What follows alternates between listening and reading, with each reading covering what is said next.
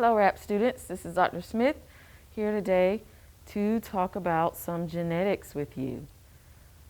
We are going to do some practice test questions and kind of cover the concepts of genetics, meaning what you inherit based on the genes that you have when you were born. Okay? So let's get right to it. Now, if you want to solve these problems before we do them together, that's great. Go ahead and pause your screen right now. All right, so let's get right to it.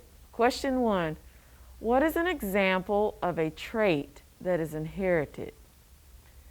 When something is inherited, it is what you get. You have nothing to do with it. It's based on your parents and their genes. If they have long hair, short hair, you know, all of that, that plays a part. It's the science of how you are made up. You cannot do anything about it, all right? So keep that in mind as we look at the choices. Dimples. Can you do anything about your dimples, whether you have dimples or not? No, so we'll keep that. Intelligence. Can you determine whether you have smarts, intelligence? I think you can somewhat. I mean, if you were born with some type of defect or something that affects that, that's one thing. But just your general intelligence, you can have some effect on it. So I wouldn't be 100% of B. I would keep it though. I wouldn't mark it out. Weight. Do you inherit your weight? You have a lot of control over your weight, I think. So I would actually mark that one out. You can control what you eat, if you exercise, you know, a bunch of different things that can affect your weight. D, your favorite color. Can you have an effect on what your favorite color is? And yes, you determine what your favorite color is. Your mom's favorite color may be pink, your dad's favorite color may be brown, and yours may be white. So I would mark that one out. That has nothing to do with how you were born, meaning their genetic makeup. So let's go back. Now let's see, A and B, which one do you think is the best answer as far as what you can inherit that you have no control over? I would think dimples, because you definitely have zero control over whether you have dimples. It's all based on your parents. Intelligence, you have some control over. So I would go with dimples. And I hope you chose the same thing. If not, you probably need to have some more conversations with your teacher about the concept, or with your RAP family, someone in your RAP family that can help you, okay? Let's move on to number 2.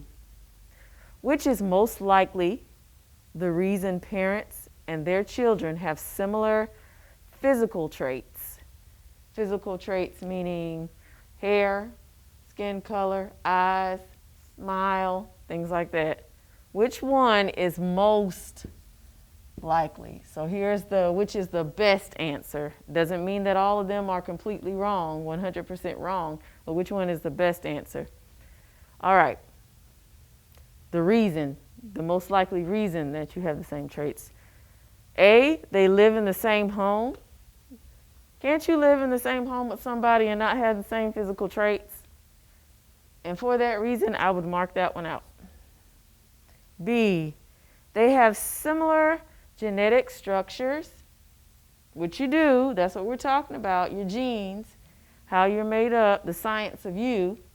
So I would leave that one alone, wouldn't mark it out. They are born in similar environments. The similar environments necessarily give you the same or similar physical traits.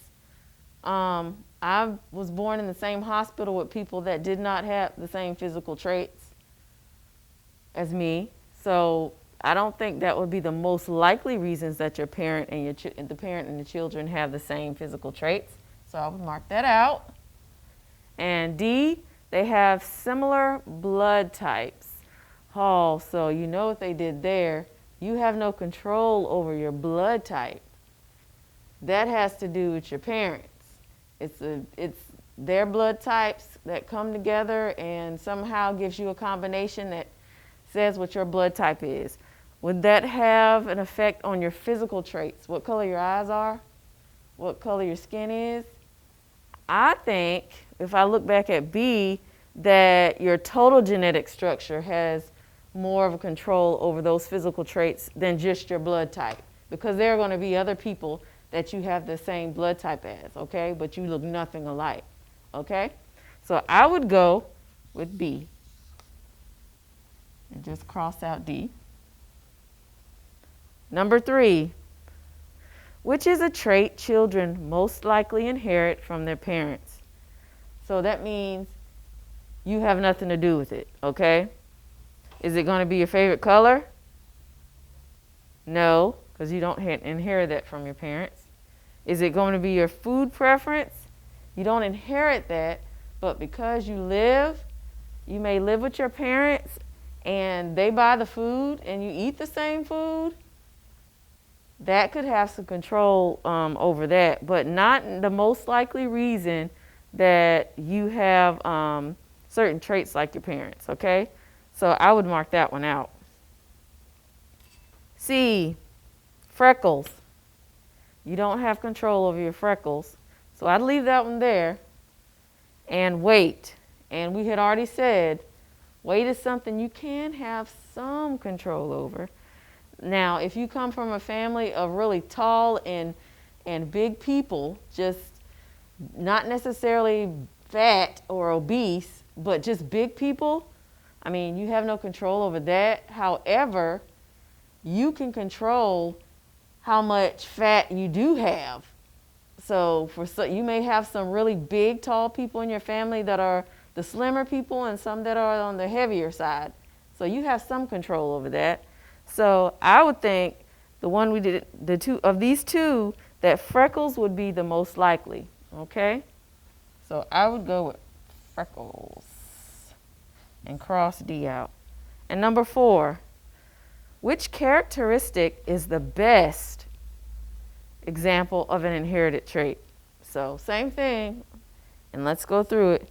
Short hair, you don't have control over, so that's inherited from your parents. B, eye color, that's actually inherited by your parents. Pierced ears, you can control that if your ears don't get pierced. Your parents might have pierced ears and you don't. Long fingernails, you definitely can have some control over that. Now, short hair. The length of your hair you have control over. The color of your hair you don't have control over. So let's go back and oops, read that wrong. We can control the length of our hair, so we'll mark it out. And then all you have left is your eye color because you have no control over that. I hope that you were able to answer those all correctly. If not, it's time to do a review of what traits are, okay? Now let's do the next set of problems. All right, the next set of problems, here we go. Which is an example of a non-inherited trait? This means something that's not controlled by your parents and anything about them. So let's look at the choices. A, shape of your face. That has a lot to do with your parents, so we're gonna mark that off. You can't control it. Hair color, you have no control over that. Your parents make up all their genes, get your hair color. Food preference. Now that's something that you can control. That's not inherited by your parents. And tongue rolling. Tongue rolling, is that inherited by your parents? We had this conversation, and some of it can be controlled by your parents. It's just like when people are double jointed and they can do weird things with their joints, that has a lot to do with your makeup sometimes. So that can be more affected by your genes. Then you can't rule it out. So we're going to go with food preferences because that's the best answer. Definitely you can have totally different food preferences than your parents or anybody else in your family. Maybe you like to eat peanut butter and sardine sandwiches and nobody else does. They think it's gross, so you have control over that. If you want to eat that, then okay. So we'll go with C. I hope nobody likes that, by the way. That sounds so gross. Number 6. A mother rabbit has a litter. I need to put an A in there. One of the babies is born with one long ear and one short ear. What most likely causes this one rabbit to be born with one short ear? So let me just do this. So we got to figure out what could be the reason for this rabbit having one long ear and one short ear. Now, I'm not really sure if the parents have one long ear and one short ear, but they were born this way, so they had no control over it. So we have to remember that. Now, let's look at our choices. The mother rabbit had previously lost an ear in an accident. Okay, if the mother lost the ear in an accident, does that mean that she was born that way? No. So is that a part of her genetics, her genes, her makeup? No, it's not. So that can't be the answer. B, the mother rabbit became sick before she gave birth. Okay, I don't know if I should mark that out or not. Did she get sick while you were being developed? But more than likely, that's not what happened. But let's just leave that one alone. I'm not going to mess with that one right now. C, a mutation occurred during the development of this one rabbit. So what that means is that during the rabbit's development, there was something that went wrong, or I shouldn't say wrong, but something that kind of got mixed up with the genetic information. So let's say that A and B would make the long ear, and somehow they got BA, or there was a C added in. That's a mutation. That means something different happened that shouldn't have happened. So that could be possible because that is a part of the genetic makeup. Okay, so let's leave it there. Now, D, this one rabbit received less nutrition than the other rabbits before it was born. Not quite sure that nutrition, all the vitamins and everything, would completely control having one ear, but I can't rule it out. So what I'm going to do is I'm going to go back and I'm going to look at what we have to choose from, because we want what? The most likely. So if you know a lot about genetics, which I might know a little bit more than you guys know, so I'll read a lot more into it, I'm just going to go back and I'm going to look at them all again and see which one is closer to being 100% the most likely, okay?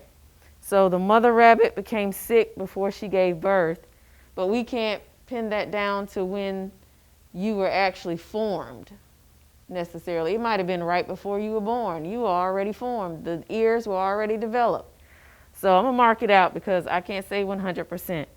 A mutation occurred during the development of one rabbit. Now it specifically says during the development of the rabbit that the mutation happened. So that's kind of solid to me. Now the last one was dealing with the nutrition, the vitamins and minerals and all the things that happened before the rabbit was born. But we can't necessarily say that it happened during the development of that rabbit, okay? It could have been later after the ears developed. So I would be less likely to pick that one and mark it out. And I would go with C just because they said it definitely was during the development of the rabbit. Okay?